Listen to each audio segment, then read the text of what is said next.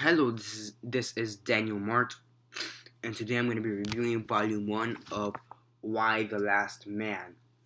So, yeah, this is Book One of Why the Last Man, Volume One, Unwanted, and this is under the Vertigo imprint, which is DC. Um, so yeah, before I begin, as usual, I have to give my spoiler warnings. 10 seconds, as usual, for those who haven't read Volume One of Why the Last Man for whatever reason. Go get it.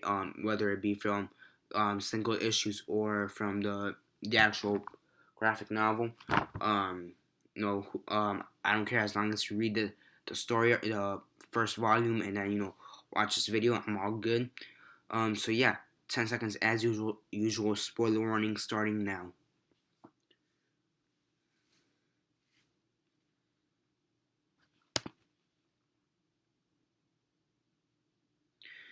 So yeah, 10 seconds are up. So for those who still have yet to read Volume One of Why the Last Man and haven't for whatever reason, um, please don't comment down below or be messaging me that I never gave you a fair warning, cause I did.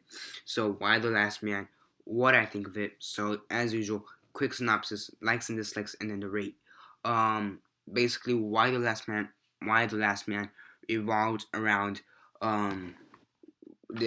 revolves around Yorick and his pet monkey who has a really weird name. Let me see if I can find it. Start um whatever, I'll find it. Basically and they basically survived this genocide ish type of thing, which basically caused the death of every single um male basically every single male in the whole world, whether both animals and people, every single male. The only two to survive are Yorick and his monkey, who miraculously still survived with, even though they had the Y chromosome, I believe. Yeah, the Y chromosome, which is what makes up a male. Um, Nobody knows why both of them survived. Um, so yeah, after the fact that he survived, he's basically been trying to survive all these crazy women who are pro feminism, I guess you could say. Um, so yeah, survive. Because he knows that they're probably gonna do studies on him to make sure, to see as to why he and his monkey survived, and he's basically, just going around. Um, so yeah.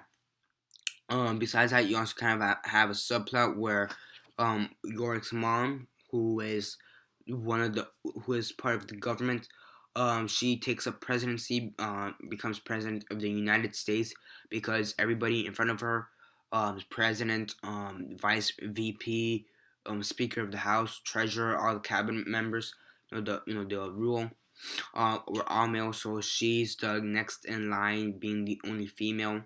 Um, Left to run the country. Most of the representatives' wives oppose this, and they want to become president or something like that. It's not really clear as to what their motives are. So yeah. Basically, this is just a survival apocalyptic story. Um, and honestly, in my opinion, it's very, very well done. The artwork, um, the artwork and writing by Brian K. Vaughan, P.L. Guerra, and Jose Marzan Jr.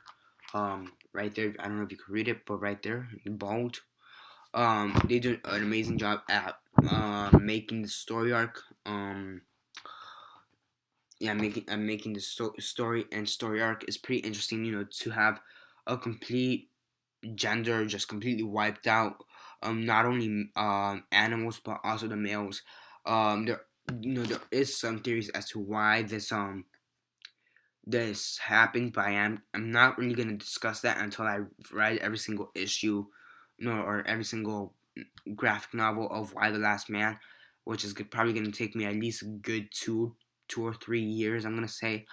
So yeah, I'm not really gonna get more in depth on that. But overall, the writing is well done, and the plot is very interesting. I don't think we've actually ever seen this recently up until now. So that is pretty interesting in my opinion. The artwork is pretty cool. I mean, yeah, I mean there are a few things that kind of bother me, that kind of bug me, that that really don't make sense. But there is a lot of time skips every here and there. There's like I think there's like a 3 or 4 month time skip at one point. So yeah.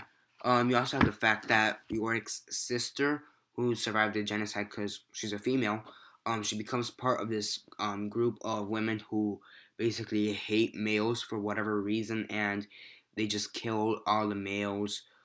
So and then you have, and it's pretty funny because also one of the subplots is that York wants to find what happened to his sister. Is she alive? Is she still good? And obviously, it doesn't really seem like York's sister is really worried about York. I guess she assumed that he died with the rest of the male population, except for the one male that happened to survive. Um, and York is just worried as hell as to what's gonna happen to his sister if she's still alive. So yeah, I am gonna assume that this is figured out in the next story arc, in the next volume. So hopefully, once I read that, it's gonna make more sense as to what's gonna happen after that. But overall, they do a good job at setting up the storyline, the story arc, and setting up this series. So that's always good to see. That is interesting, and I love it. And it's that's basically it for this video. Except for the rate on a scale of 1 to 10, 1 being the worst, 10 being the best, and 6 being decent. I'd have to give this an 8.25 out of 10. I mean, there are a few things that do bug me, and a few plot holes over here and there that I think will be resolved in the future story arcs or graphic novels or issues or whatever. But at the moment, I think the plot holes for me are my biggest gripe. I mean, besides that, everything else is just one or two things like nitpicking. But besides that, not really much I can do. 8.25 out of 10 is where I give this issue, story arc. Sorry, and yeah, that's basically it for this video. Remember to subscribe if you're not already subscribed. I do movie reviews, TV show reviews, and comic book reviews, so definitely stay tuned for those. Besides that, comment down below on your thoughts on Y the Last Man, Volume 1, Unwanted, Unnamed, sorry. What are your thoughts on it? Have you read it? And what do you think about Y the Last Man as a series overall? What are your thoughts? Comment down below. Besides that, like this video, share on Facebook, Twitter, MySpace, or whatever you guys prefer. And that's basically it for now. This is Daniel Mart signing off.